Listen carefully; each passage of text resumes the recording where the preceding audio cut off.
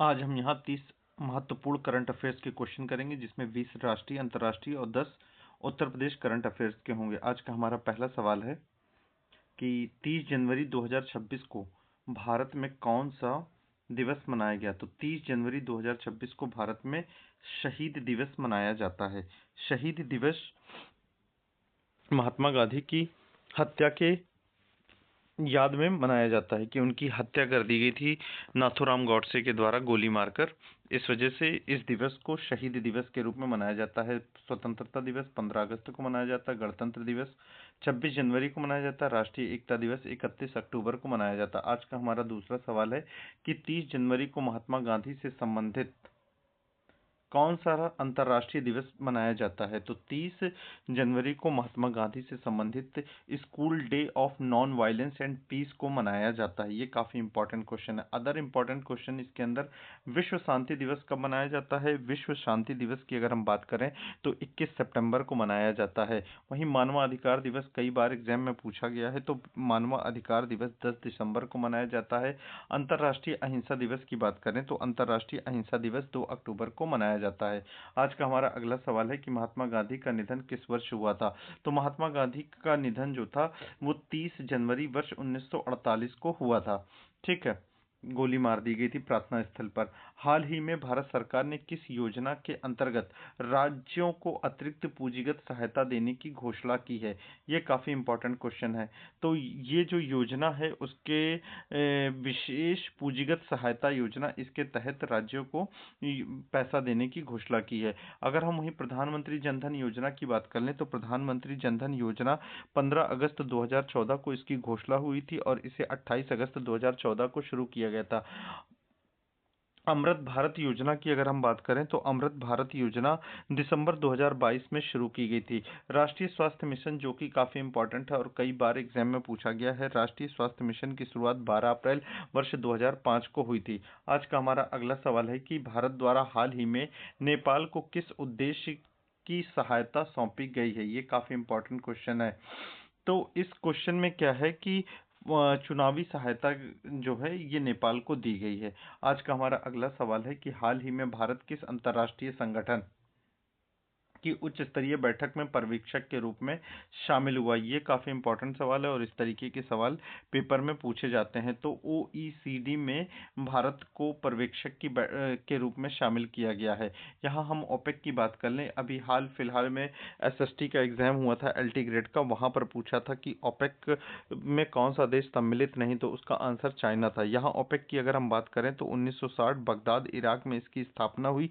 OPEC जो है वो एक ऑयल ऑर्गेनाइजेशन से रिलेटेड है। ठीक है, इसका हेडक्वार्टर ऑस्ट्रिया की राजधानी वियना में है। अगर हम आसियान की बात करें तो आसियान का हेडक्वार्टर जकार्ता में है और इसकी स्थापना 1967 में हुई थी। हम रोज डेली पढ़ते हैं। एससीओ की अगर हम बात करें तो एससीओ की स्थापना 2001 में, इसका हेडक्वार्टर बीजिंग में है। वहीं ओईसीडी की स्थापना 30 सितंबर 1961 को हुई थी और ओईसीडी का जो मुख्यालय है वो फ्रांस में है। आज का हमारा अगला सवाल है कि शहीद दिवस भारत के किस महापुरुष की स्मृति में मनाया जाता है।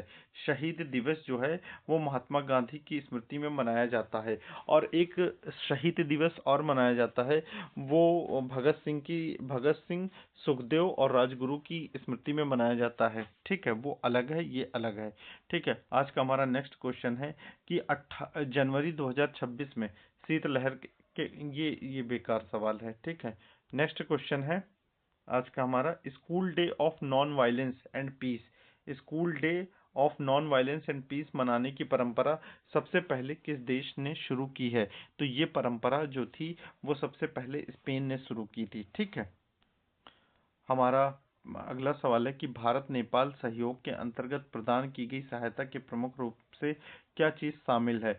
तो हम जानते हैं चुनाव का एक मुद्दा शामिल था उसमें और एक वाहन को शामिल किया गया है।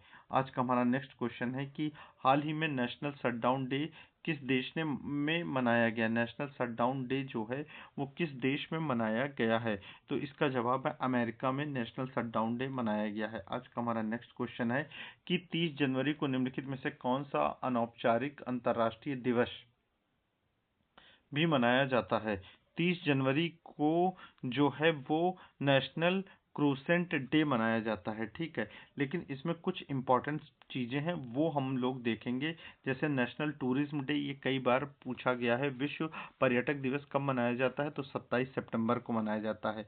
विश्व जल दिवस कब मनाया जाता है, ये बहुत ही इंपॉर्टेंट है, 22 मार्च को मनाया जाता है। वहीं वर्ल्ड हेल्थ डे, विश्व स्वास्थ्य दिवस कब मनाया जाता है, 7 अप्रैल को मनाया जाता है WHO के द्वारा, ठीक है।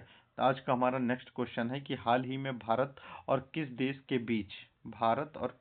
के बीच यूपीआई आधारित डिजिटल भुगतान के सहयोग को लेकर समझौता हुआ है। ये काफी इंपॉर्टेंट क्वेश्चन बन जाता है, ठीक है। ये समझौता हुआ है भारत और नेपाल के बीच में, ठीक है।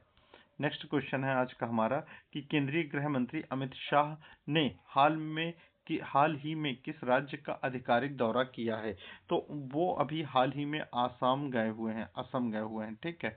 आज का हमारा नेक्स्ट क्वेश्चन है कि शहीद दिवस को राष्ट्रीय स्तर पर पहली बार कब मनाया गया था, तो शहीद दिवस को राष्ट्रीय स्तर पर पहली बार वर्ष 1948 में ही मनाया गया था। आज का हमारा नेक्स्ट क्वेश्चन है कि 30 जनवरी 2026 को भारत नेपाल संबंधों के संदर्भ में कौन सी घटना चर्चा में रही। चुनावी सहायता हस्तांतरण जो है, ये घटना चर्चा में रही है, ठीक है। आज का हमारा नेक्स्ट क्वेश्चन है कि national pre school health and fitness day किस तिथि को मनाया जाता है, तो ये 30 जनवरी को मनाया जाता है। आज का हमारा अगला सवाल है कि महात्मा गांधी की हत्या नई दिल्ली में कहाँ पर हुई थी, तो महात्मा गांधी जी की जो हत्या थी वो नई दिल्ली में बिरला हाउस पर हुई थी, ठीक है। आज का हमारा नेक्स्ट क्वेश्चन है कि हालिया सरकारी रिपोर्ट के अनुसार भारत की जीडीपी वृद्धि में सबसे बड़ा योगदान किस क्षेत्र का है, तो भारत की जीडीपी वृद्धि में सबसे बड़ा योगदान जो है वो सेवा क्षेत्र का है, ठीक है। आज का हमारा नेक्स्ट क्वेश्चन है शहीद दिवस मनाने का मुख्य उद्देश्य क्या है, तो शहीद दिवस मनाने का जो मुख्य उद्देश्य बलिदान और अहिंसा के मूल्यों की को याद करना या उसकी स्मृति रखना। उत्तर प्रदेश से संबंधित 10 क्वेश्चन हम जल्दी से देख लेते हैं। उत्तर प्रदेश कैबिनेट ने हाल ही में किस जिले में नई चीनी मिल या चीनी संयंत्र की मंजूरी दी है, ये काफी इंपॉर्टेंट क्वेश्चन बन जाता है। इसमें इसका जो आंसर होगा वो मुजफ्फरनगर है, ठीक है। आज का हमारा नेक्स्ट क्वेश्चन है कि मुजफ्फरनगर में स्वीकृत नई चीनी मिल की प्रस्तावित क्रॉसिंग क्षमता लगभग कितनी है, ये काफी इंपॉर्टेंट है। 3500 से लेकर 5000 TCD इसकी प्रस्तावित क्षमता है। आज का हमारा नेक्स्ट क्वेश्चन है कि उत्तर प्रदेश पुलिस कांस्टेबल, ये बकवास क्वेश्चन है, ठीक है। आज का हमारा नेक्स्ट क्वेश्चन है यूपीपीसीएल ने हाल ही में किस उपकरण से संबंधित तकनीकी खामी के कारण निर्माता को नोटिस जारी किया है, ये काफी इंपॉर्टेंट सवाल है। उसका रीजन अभी नेक्स्ट क्वेश्चन में हमको पता चल जाएगा। स्मार्ट मीटर की तकनीकी खामी के कारण, ठीक है।